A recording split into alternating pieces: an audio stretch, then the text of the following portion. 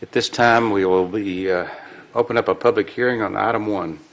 Conduct a public hearing and consider on first reading an ordinance imposing a moratorium on applications and plans for development, permits, plats, verifications, rezoning, site plans, and new or revised certificates of occupancy for multifamily residential development within the corporate city limits of Mesquite, adopting written findings justifying the moratorium, providing for waivers and limited exceptions to the moratorium, and establishing an expiration date.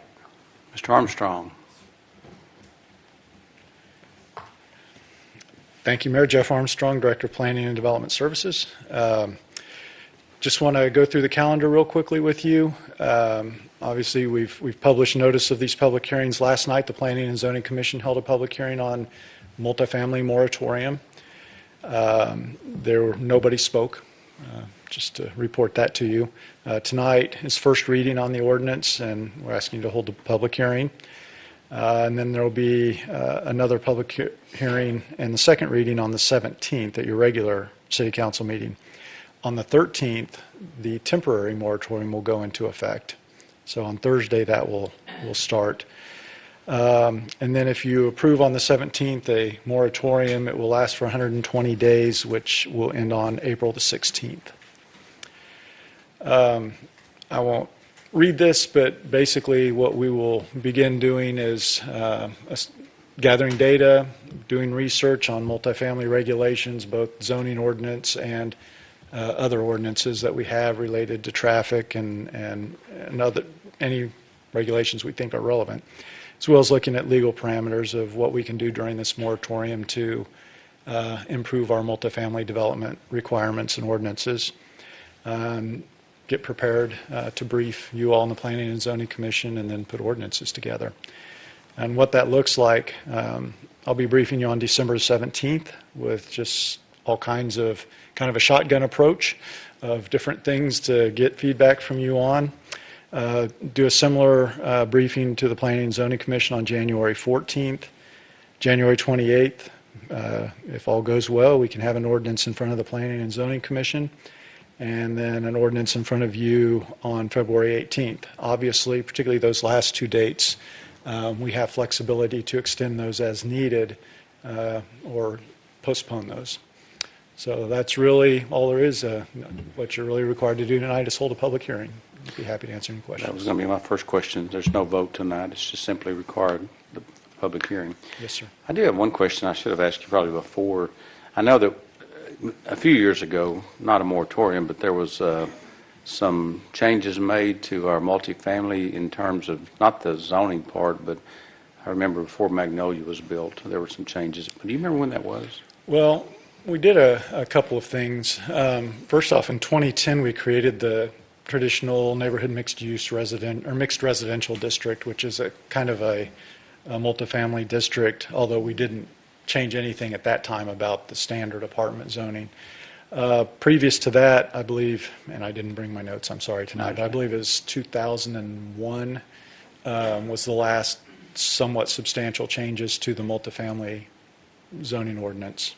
So do you think that I'm trying to get back to the Crossroad development. It seems like we had changed some of our standards at that time, but you don't really recall. Yeah, the research I did, the most recent was 2001. Thank you. Very good. Mr. Miklos, Councilman Miklos. Thank you, Mayor. Mr. Armstrong, I was just two things on my mind. Number one, if you would please look at not just open space and density issues, but I want to look at those as well. I'm not saying not to look at those, but in particular, parkland dedication requirements per living unit, and also how certain cities do in lieu of, for example, improved HOA space and amounts paid in lieu of acreage donated as improved parkland dedication. Finally, a separate parkland maintenance fee per living unit. that would work not, and for the legislative record, not specifically like a 395, but something where we would have a specific amount per living unit that we could point to and say, this is the amount of maintenance impact that a living unit may have on our improved parkland spaces, in addition to parkland dedication. And I would caution and ask that we look at specific, if we're looking at maintenance fees, that we have a specific dollar figure in mind that's arrived at through staff's belief per living unit, but also secondarily, if we have a parkland dedication substitution for fee, that we have a specific amount, and not, I would caution against getting into the more perilous areas of indeterminate amounts to be paid instead of. I think that there's some risks involved in that, and I don't think we need to adopt those risks. I think we achieve, hopefully, our hopeful objectives without doing that. Does all of that make sense? It does all make sense. I've started looking into some of the first part. Some of the latter part I'll start looking into. And if you need any help, I could maybe point you to some cities that have adopted some of those things. Some that I think I like and don't like, and but it's not just what I like or don't like, but it can give you a full list of different options to provide to the whole council to look at. So okay. That's it. Thank you. And I will reiterate, I think you mentioned on the 17th, our meeting next Monday night, that, and I would ask the council to kind of come prepared for those type of comments, because staff will be looking for input on that date from us. So yes, just sir. wanted to bring that up. All right, any questions? Thank you, Mr. Armstrong. One thing I would mention, tonight there is an approval, there is a vote. It says on first reading an ordinance imposing the moratorium. So we will be voting to begin the moratorium tonight. So, this time I'd like to open up the public hearing. Anyone wishing to speak on this item, welcome to come forth.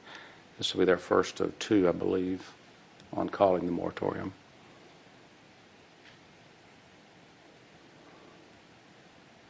Seeing no one, I'll come back to the council. And do we have any other comments or a motion?